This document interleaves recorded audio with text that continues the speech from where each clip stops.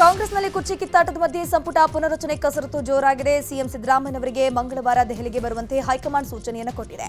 ಈ ವೇಳೆ ನಾಯಕತ್ವ ಬಿಕ್ಕಟ್ಟು ಮತ್ತು ಸಂಪುಟ ಪುನಾರಚನೆ ಬಗ್ಗೆ ಚರ್ಚೆ ನಡೆಯಲಿದೆ. ಖುದ್ದು ರಾಹುಲ್ ಗಾಂಧಿ ಅವರಿಂದಲೇ ಮಾತುಕತೆ ನಡೆಸಲಿದ್ದಾರೆ. ಜೊತೆಗೆ ರಾಜ್ಯಸಭೆ ಚುನಾವಣೆ ಬಗ್ಗೆಯೂ ಸಮಾಲೋಚನೆ ಆಗಲಿದೆ. ಇನ್ನು ರಾಜ್ಯಸಭೆಯ 3 ಸ್ಥಾನಗಳಲ್ಲಿ 1 ಸ್ಥಾನದಲ್ಲಿ ಮಲ್ಲಿಕಾರ್ಜುನ ಖರ್ಗೆ ಅವರಿಗೆ ಫಿಕ್ಸ್ ಅಂತ ಹೇಳಲಾಗುತ್ತಿದೆ. ಇನ್ನುಳಿದ 2 ಸ್ಥಾನಗಳಿಗೆ ಅಭ್ಯರ್ಥಿಗಳ ಆಯ್ಕೆ ಕುರಿತು ಚರ್ಚೆಗೆ ಸಿಎಂಗೆ ಹೈಕಮಾಂಡ್ ದೆಹಲಿಗೆ ಬರೋಕೆ ಸೂಚನೆ ಕೊಟ್ಟಿದ್ದಾರೆ. ಸದ್ಯ ರಾಹುಲ್ ಗಾಂಧಿ ಕೆಸಿ ವೇಣುಗೋಪಾಲ್ ನಡೆ ಕುತೂಹಲವನ್ನು ಕೆರಳಿಸಿದೆ. ಸಿಎಂಗೆ ಹೈಕಮಾಂಡ್ ಬುಲಾವ್ ಹಿನ್ನೆಲೆ ಡಿಕೆ ಸಹೋದರರು ಮಾತುಕತೆ ಮಾಡಿದ್ದಾರೆ. ಮಾಜಿ ಸಂಸದ ಡಿಸಿಎಂ ಡಿಕೆ ಸುರೇಶ್ ನಿವಾಸಕ್ಕೆ ತೆರಳಿ ತಮ್ಮ ಮುಂದಿನ ನಡೆ ಬಗ್ಗೆ ಸುಮಾರು 8 ಗಂಟೆಗಳ ಕಾಲ ಡಿಸಿಎಂ ಡಿಕೆಶಿ ಚರ್ಚೆ ನಡೆಸಿದ್ದಾರೆ. ಇನ್ನು ಸಿಎಂಗೆ ಹೈಕಮಾಂಡ್ ಬುಲಾವ್ ನೀಡಿರೋ ಬಗ್ಗೆ ಡಿಸಿಎಂ ಡಿಕೆ ಶಿವಕುಮಾರ್ ರಿಯಾಕ್ಷನ್ ಕೊಟ್ಟಿದ್ದು, ಸಿಎಂಗೆ ಹೈಕಮಾಂಡ್ ನಾಯಕರು ದೆಹಲಿಗೆ ಕರೆದಿರುವ ಬಗ್ಗೆ ನನಗೆ ಗೊತ್ತಿಲ್ಲ. ನಾನೀಗಷ್ಟೇ ಸಭೆ ಮುಗಿಸ್ಕೊಂಡು ಬಂದಿದ್ದೀನಿ. ಈ ವಿಚಾರವಾಗಿ ನನಗೆ ಯಾವುದೇ ಮಾಹಿತಿ ಇಲ್ಲ ಅಂತ ಹೇಳಿದ್ದಾರೆ. ಬಂದಿಲ್ಲ,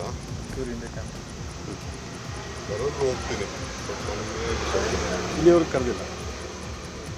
ಸಿಎಂ ಹೋಗ್ತಿದ್ದಾರೆ ಅಂತ ಸರ್, ನಾಳೆ ಸಂಜೆ ಸಿಎಂ ಕರೆದಿದ್ದಾರೆ. ನನಗೆ ಗೊತ್ತಿಲ್ಲ, ಅವ್ರು ನನಗೇನು ಹೇಳಿಲ್ಲ. ನಾವು ಇಷ್ಟೊತ್ತು ಮೀಟಿಂಗ್ ಎಲ್ಲ ಇತ್ತು, ಈಗ ಜಸ್ಟ್ ಮೀಟಿಂಗ್ ಮುಗಿಸ್ಕೊಂಡು ಬಂದು ಪಕ್ಷದ ಅಧ್ಯಕ್ಷರು ನಾಳೆ ಏನು ವಿಚಾರ ಇರ್ಬೋದು ಸರ್? ನಾಳೆ ಬೆಳಗ್ಗೆ ಮೀಟಿಂಗ್ ಇದೆ. ಮೀಟಿಂಗು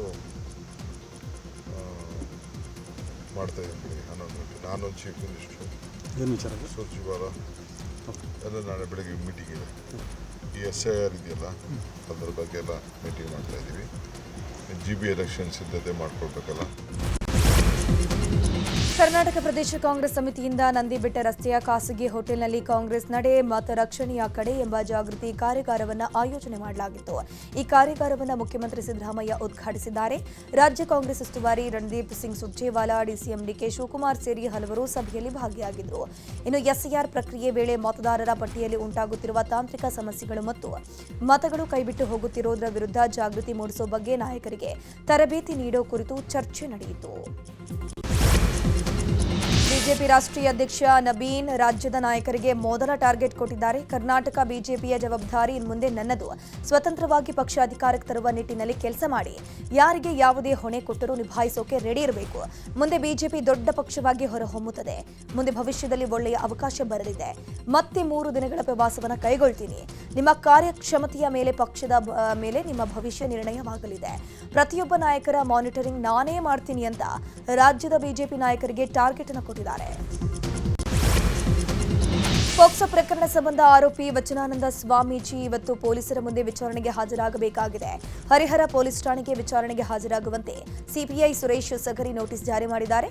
ಈ ಹಿನ್ನೆಲೆ ಇಂದು ಬೆಳಗ್ಗೆ 10 ಗಂಟೆಗೆ ವಚನಾನಂದ ಸ್ವಾಮೀಜಿ ವಿಚಾರಣೆಗೆ ಹಾಜರಾಗಬೇಕಾಗಿದೆ. ಈಗಾಗಲೇ 2 ಬಾರಿ ವಚನಾನಂದ ಶ್ರೀ ವಿಚಾರಣೆಗೆ ಹಾಜರಾಗಿದ್ರು. ಇವತ್ತು 3ನೇ ಬಾರಿಗೆ ಹಾಜರಾಗ್ತಾ ಇದ್ದಾರೆ.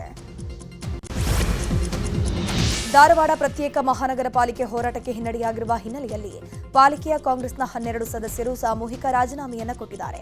ಪ್ರತಿಭಟನಾ ಸ್ಥಳದಲ್ಲೇ ರಾಜೀನಾಮೆ ಪತ್ರಕ್ಕೆ ಸಹಿ ಹಾಕಿ ಬ್ಲಾಕ್ ಕಾಂಗ್ರೆಸ್ ಅಧ್ಯಕ್ಷ ಅರವಿಂದ ಏಗನಗೌಡರ್ಗೆ ರಾಜೀನಾಮೆ ಪತ್ರವನ್ನು ಸಲ್ಲಿಸಿದ್ದಾರೆ. ಈ ಮೂಲಕ ಪ್ರತ್ಯೇಕ ಪಾಲಿಕೆ ಬೇಡಿಕೆ ವಿಚಾರ ಈಗ ರಾಜಕೀಯ ತಿರುವನ್ನ ಪಡ್ಕೊಂಡಿದೆ. ಕಲಬುರಗಿಯ ಆಳಂದದ ಲಾಡ್ಲೆ ಮಶಾಕ್ ದರ್ಗಾದಲ್ಲಿ ನಡೆದಿದ್ದ ಗಲಾಟೆ ಪ್ರಕರಣಕ್ಕೆ ಸಂಬಂಧಪಟ್ಟಂತೆ ಕೇಸ್ಗಳನ್ನು ಸರ್ಕಾರ ವಾಪಸ್ ಪಡ್ಕೊಂಡಿದೆ. ಕೇಸ್ ವಾಪಸ್ ಪಡ್ಕೊಂಡಿದ್ದನ್ನು ವಿರೋಧಿಸಿ ಇವತ್ತು ಶಿವಸೇನೆ ಹಾಗೂ ಹಿಂದೂಪರ ಸಂಘಟನೆ ವತಿಯಿಂದ ಬೃಹತ್ ಪ್ರತಿಭಟನೆ ನಡೆಯಲಿದೆ. ರಾಜ್ಯದಲ್ಲಿ ಮಳೆ ಅಬ್ಬರ ಮುಂದುವರೆದಿದೆ. ಚಾಮರಾಜನಗರ ಜಿಲ್ಲೆಯ ಹಲವೆಡೆ ಉತ್ತಮ ಮಳೆಯಾಗಿದೆ. ಬಿಸಿಲಿಂದ ತತ್ತರಿಸಿದ ಜನರಿಗೆ ಮಳೆರಾಯ ತಂಪೆರೆದಿದ್ದಾನೆ. ಒಂದ್ ಕಡೆ ಮಳೆ ರೈತರ ಮೊಗದಲ್ಲಿ ಮಂದಹಾಸವನ್ನು ಮೂಡಿಸಿದ್ರೆ, ಇನ್ನೊಂದು ಕಡೆ ವಿಸಿ ಹೊಸೂರು ಸರ್ಕಾರಿ ಶಾಲೆಯ ವರಾಂಡದಲ್ಲಿ ಸೀಲಿಂಗ್ ಉದುರಿದೆ. ಮಂಡ್ಯದಲ್ಲಿ ಬಿರುಗಾಳಿ ಸಹಿತ ಧಾರಾಕಾರವಾಗಿ ಮಳೆ ಸುರಿದಿದೆ.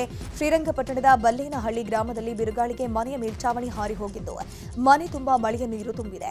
ಬೆಜ್ಜಯ್ಯ ಅನ್ನೋರ ಮನೆ ಮೇಲ್ಛಾವಣಿ ಹಾರಿ ಹೋಗಿದ್ದು, ಕುಟುಂಬಸ್ಥರು ಕಂಗಾಲಾಗಿ ಹೋಗಿದ್ದಾರೆ. ತಾಲೂಕು ಆಡಳಿತದಿಂದ ಸೂಕ್ತ ಪರಿಹಾರಕ್ಕೆ ಕುಟುಂಬಸ್ಥರು ಮನವಿ ಮಾಡಿಕೊಂಡಿದ್ದಾರೆ. ಕಲಬುರಗಿ ಜಿಲ್ಲೆಯಲ್ಲೂ ಕೂಡ ಭಾರೀ ಗಾಳಿ ಮಳೆ ಸುರಿದಿದೆ. ಚಿಂಚೋಳಿ ತಾಲೂಕಿನ ಸಿರೊಳ್ಳಿ ಗ್ರಾಮದ ಸುತ್ತಮುತ್ತ ಜೋರ್ ಮಳೆಯಾಗಿದೆ. ಮಳೆಗಾಳಿಗೆ ಮರಗಳು, ವಿದ್ಯುತ್ ಕಂಬಗಳು ಧರೆಗುರುಳಿವೆ. ಚಿಂಚೋಳಿ ತಾಲೂಕಿನಲ್ಲಿ ಮಳೆ ಅವಾಂತರ ಸೃಷ್ಟಿಯಾಗಿದ್ದು, ಭಾರೀ ಗಾಳಿ ಮಳೆಗೆ ವಿದ್ಯುತ್ ಪೂರೈಕೆಯಲ್ಲಿ ವ್ಯತ್ಯಯೂ ಕೂಡ ಉಂಟಾಗಿದೆ. ತುಮಕೂರು ಜಿಲ್ಲೆಯ ಹಲವು ಭಾಗಗಳಲ್ಲಿ ಮಳೆಯಾಗಿದೆ. ಆದರೆ ಕುಣಿಗಲ್ ತಾಲೂಕಿನ ಕೆಲ ಗ್ರಾಮಗಳಲ್ಲಿ ಮಳೆಯೇ ಆಗಿಲ್ಲ. ಹೀಗಾಗಿ ಕಾಂಗ್ರೆಸ್ ಶಾಸಕ ಡಾಕ್ಟರ್ ರಂಗನಾಥ್ ದೇವರ ಮೊರೆ ಹೋಗಿದ್ದು, ಯಡಿಯೂರು ಸಿದ್ದಲಿಂಗೇಶ್ವರ ಸ್ವಾಮಿ ದೇವಾಲಯದಲ್ಲಿ ವಿಶೇಷ ಪೂಜೆ ಹೋಮವನ್ನು ನೆರವೇರಿಸಿತು. ಮುಂಗಾರಿಗೂ ಮುನ್ನವೇ ರಾಜ್ಯದಲ್ಲಿ ರಸಗೊಬ್ಬರದ ಅಭಾವ ಶುರುವಾಗಿದೆ. ಮಧ್ಯಪ್ರಾಚ್ಯ ದೇಶಗಳ ಸಂಘರ್ಷದ ಬಿಕ್ಕಟ್ಟಿನಿಂದ ರಸಗೊಬ್ಬರ ಸಮಸ್ಯೆ ಉಲ್ಬಣಗೊಂಡಿದೆ. ರಾಜ್ಯದಲ್ಲಿ ಸುಮಾರು 38,000 ಟನ್ ರಸಗೊಬ್ಬರದ ಕೊರತೆ ಇದೆ. ರಸಗೊಬ್ಬರ ಸಿಗದೆ ಧಾರವಾಡ ಜಿಲ್ಲೆಯಲ್ಲಿ ರೈತರು ಕಂಗಾಲಾಗಿ ಹೋಗಿದ್ದಾರೆ. ಪ್ರತಿ ಎಕರೆಗೆ ಕೇವಲ 1 ಚೀಲ ಮಾತ್ರ ಕೃಷಿ ಇಲಾಖೆ ನೀಡುತ್ತಿದೆ. ಸ್ಟಾಕ್ ಇರೋವರೆಗೆ ಮಾತ್ರ 1 ಚೀಲ ರಸಗೊಬ್ಬರ ಲಭ್ಯವಾಗಲಿದ್ದು, ಸ್ಟಾಕ್ ಖಾಲಿ ಆದ್ಮೇಲೆ ಏನ್ ಮಾಡೋದು ಅಂತ ರೈತರು ಚಿಂತೆಗೀಡಾಗಿದ್ದಾರೆ. ಅಕ್ರಮವಾಗಿ ಸಂಗ್ರಹಿಸಿದ್ದ ಬರೋಬ್ಬರಿ 602 ಬ್ಯಾಗ್ ಯೂರಿಯಾವನ್ನ ಕೃಷಿ ಅಧಿಕಾರಿಗಳು ವಶಕ್ಕೆ ಪಡೆದುಕೊಂಡಿದ್ದಾರೆ. ಈ ಘಟನೆ ಮೈಸೂರಿನ ಟಿ ನರಸೀಪುರ ತಾಲೂಕಿನ ಕೊಡಗನಹಳ್ಳಿ ಗ್ರಾಮದಲ್ಲಿ ನಡೆದಿದೆ. ಖಚಿತ ಮಾಹಿತಿ ಮೇರೆಗೆ ಟಿ ನರಸೀಪುರ ಕೃಷಿ ಇಲಾಖಾಧಿಕಾರಿಗಳು ಮಿಂಚಿನ ಕಾರ್ಯಾಚರಣೆ ಮಾಡಿ ಯೂರಿಯಾವನ್ನ ವಶಕ್ಕೆ ಪಡೆದುಕೊಂಡಿದ್ದಾರೆ.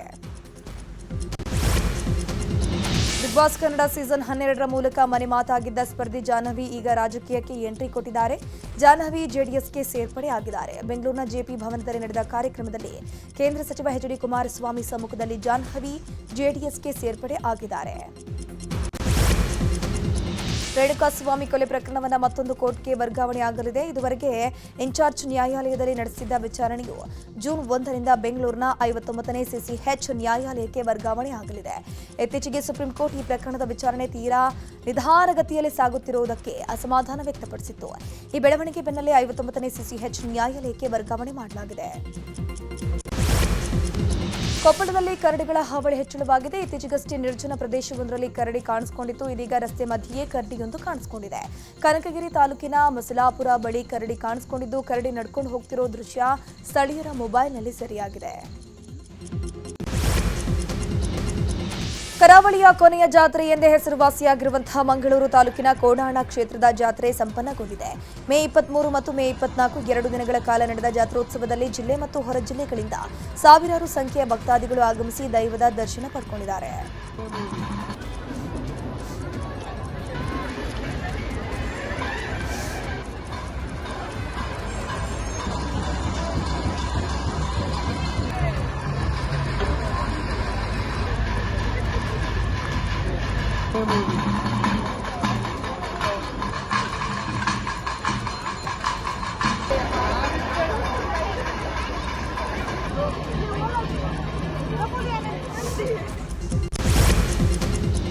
ವಿವಿಧ ಕಾಮಗಾರಿಗಳ ಹಿನ್ನೆಲೆಯಲ್ಲಿ ನೈಋತ್ಯ ರೈಲ್ವೆ ವಲಯದ ಹಲವು ರೈಲುಗಳನ್ನು ಕೆಲ ದಿನಗಳ ಕಾಲ ತಾತ್ಕಾಲಿಕವಾಗಿ ರದ್ದುಗೊಳಿಸಲಾಗಿದೆ. ಹುಬ್ಬಳ್ಳಿ ತಿರುಪತಿ, ಹುಬ್ಬಳ್ಳಿ ಗುಂತಕಲ್ಲು, ಚಿಕ್ಕಜಾಜೂರು ಗುಂತಕಲ್ಲು ರೈಲನ್ನು ಮೇ 31ರವರೆಗೆ ರದ್ದು ಮಾಡಲಾಗಿರುವುದು.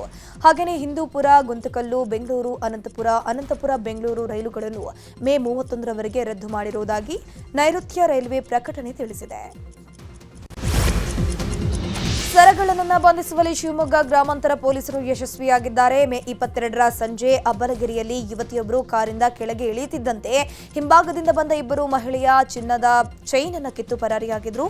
ಈ ಬಗ್ಗೆ ದೂರು ದಾಖಲಿಸಿಕೊಂಡಿದ್ದ ಪೊಲೀಸರು ಆರೋಪಿಗಳನ್ನು ಬಂಧಿಸಿದ್ದಾರೆ. ಚಿಕ್ಕಬಳ್ಳಾಪುರದ ಚಿಂತಾಮಣಿ ಆಜಾದ್ ಚೌಕದಲ್ಲಿ ಕೋಟ್ಯಾಂತರ ರೂಪಾಯಿ ವೆಚ್ಚದಲ್ಲಿ ಕಾಮಗಾರಿ ನಡೀತಾ ಇದೆ. ಸಚಿವ ಎಂಸಿ ಸುಧಾಕರ್ ಕಾಮಗಾರಿ ಪ್ರಗತಿ ಪರಿಶೀಲನೆ ನಡೆಸಿದರು. ಈ ವೇಳೆ ಸರಳತೆಯ ಮೂಲಕ ಸಚಿವರು ಎಲ್ಲರ ಗಮನ ಸೆಳೆದಿದ್ದಾರೆ. ಅಭಿವೃದ್ಧಿ ಬಗ್ಗೆ ಚರ್ಚೆ ನಡೆಸಿ ಎಲ್ಲರ ಗಮನ ಸೆಳೆದರು. ತುಮಕೂರಿನಲ್ಲಿ ಸಣ್ಣ ಕೈಗಾರಿಕೆಗಳ ಇಂಡಸ್ಟ್ರೀಸ್ ಅಸೋಸಿಯೇಷನ್ ವತಿಯಿಂದ ದಕ್ಷಿಣ ಭಾರತದಲ್ಲಿ ಎಂಎಸ್ಎಂಇ ಬೃಹತ್ ಸಮಾವೇಶ ಹಾಗೂ ವಸ್ತು ಪ್ರದರ್ಶನ ಆಯೋಜನೆ ಮಾಡಲಾಗಿತ್ತು. 3 ದಿನಗಳ ಕಾಲ ತುಮಕೂರಿನ ಗಾಜಿನ ಮನೆಯಲ್ಲಿ ನಡೆಯುತ್ತಿರುವಂತಹ ಈ ಒಂದು ಸಮಾವೇಶದಲ್ಲಿ ರಾಜ್ಯದ ಮೂಲೆ ಮೂಲೆಯಿಂದ ಕೈಗಾರಿಕೋದ್ಯಮಿಗಳು ಭಾಗವಹಿಸ್ತಾ ಇದ್ದಾರೆ. ಪ್ರದರ್ಶನದಲ್ಲಿ ಕೈಗಾರಿಕೆಗಳು, ಕಂಪನಿಗಳ ವಿವಿಧ ಯಂತ್ರೋಪಕರಣಗಳು, ತಂತ್ರಜ್ಞಾನ ಜನರ ಗಮನ ಸೆಳೀತಾ ಇದೆ. ಅದರಲ್ಲಿ ನಾವು ಕೂಡ ನಮ್ಮ ಕಂಪನಿಯ ವತಿಯಿಂದ ಒಂದು ಸ್ಟಾಲನ್ನು ಹಾಕಿದ್ದೇವೆ. ತುಮಕೂರಿಗೂ ಮತ್ತು ಕರ್ನಾಟಕಕ್ಕೆ ನಮ್ಮ ಟೆಕ್ನಾಲಜಿ ತಲುಪಬೇಕು ಅನ್ನೋದು ನಮ್ಮ ಉದ್ದೇಶ. ನಿಮ್ಮಗಳ ಸಹಕಾರ ತುಂಬ ಥ್ಯಾಂಕ್ ಯು. ನಮ್ಮಲ್ಲಿ ವಾಟರ್ ಪ್ರೂಫಿಂಗ್ ಟೆಕ್ನಾಲಜಿ ನಂಬರ್ 1 ಆಗಿದ್ದು, ನಮಗೆ ಕಾಂಪಿಟೇಟರ್ಗಳು ಇಲ್ಲ ಅಂತಲೇ ಹೇಳ್ಬೋದು. ನಮಗೆ 30 ವರ್ಷದ ಅನುಭವ ಇದ್ದು, ನಮ್ಮ ಸ್ನೇಹಿತರು ಮತ್ತು ಕಾಂಪಿಟೇಟರ್ಸು ಹತ್ರ ಇಲ್ಲದೇ ಇರೋ ಎಲ್ಲ ಇನ್ಸ್ಟ್ರೂಮೆಂಟ್ಸು ನಮ್ಮ ಹತ್ರ ಇದೆ. ಇದನ್ನು ಹೆಮ್ಮೆಯಿಂದ ಹೇಳಲಿಕ್ಕೆ ಥ್ರೂ ಔಟ್ ಕರ್ನಾಟಕ ಎಲ್ಲ ಸೇವೆ ಮಾಡ್ತಾ ಇದ್ದೀವಿ. ನಾವು ರಾಯಚೂರಲ್ಲಿ ಮಾಡಿದ್ದೀವಿ, ಬೆಳಗಾಮಲ್ಲಿ ಮಾಡಿದ್ದೀವಿ, VITನಲ್ಲಿ ಮಾಡಿದ್ದೀವಿ, PWD ಡಿಪಾರ್ಟ್ಮೆಂಟು ಸುಮಾರು ಕಡೆ ಮಾಡಿದ್ದೀವಿ. ಇಂಜಿನಿಯರಿಂಗ್ಗಳಲ್ಲಿ ವಾಟರ್ ಪ್ರೂಫಿಂಗ್ ಬಗ್ಗೆ, ಟೆಕ್ನಾಲಜಿಗಳ ಬಗ್ಗೆ ಸರಿಯಾದ ಮಾಹಿತಿ ಇರಲ್ಲ. ಹಾಗಾಗಿ ನಾವು ಇದರಲ್ಲಿ ಸ್ಪೆಷಲೈಸ್ಡ್ ಆಗಿ 30 ವರ್ಷದ ಅನುಭವ ಇಟ್ಕೊಂಡು ಮಾಡೋದ್ರಿಂದ ಒಂದು ಇಂಜಿನಿಯರಿಂಗ್ ಡಿಪಾರ್ಟ್ಮೆಂಟಿಗೆ ಒಳ್ಳೆಯ ಸರ್ವಿಸ್ ಕೊಡೋಕ್ಕೆ ನಮ್ಮಿಂದ ಹೆಲ್ಪ್ ಆಗುತ್ತೆ. ಅದರಲ್ಲಿ ನಾವು ಕೂಡ ವಿಜಯಪುರದಲ್ಲಿ 7 ದಿನಗಳ ಕಾಲ ನಡೆದ ಕರ್ನಾಟಕ ರಾಜ್ಯ sub junior ranking badminton tournament ಮುಕ್ತಾಯವಾಗಿದೆ. ಟೂರ್ನಮೆಂಟ್ನಲ್ಲಿ ಒಟ್ಟು 760 ಆಟಗಾರರು ಎಂಟ್ರಿ ದಾಖಲಾಗಿದ್ದು 750 ಪಂದ್ಯಗಳು ನಡೆದಿವೆ.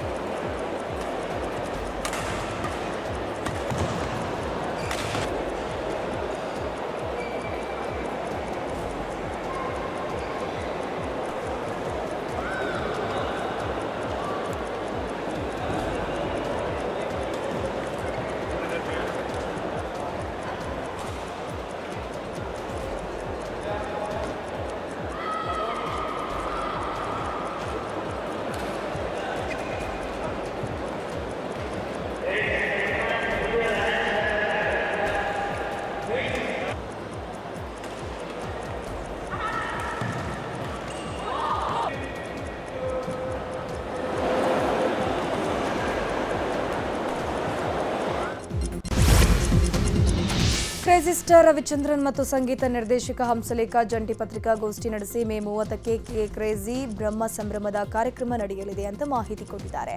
4 ದಶಕಗಳ ಸಿನಿ ಪಯಣಕ್ಕೆ ಮ್ಯೂಸಿಕಲ್ ಹಬ್ಬ ಆಯೋಜನೆ ಮಾಡಲಾಗಿದೆ.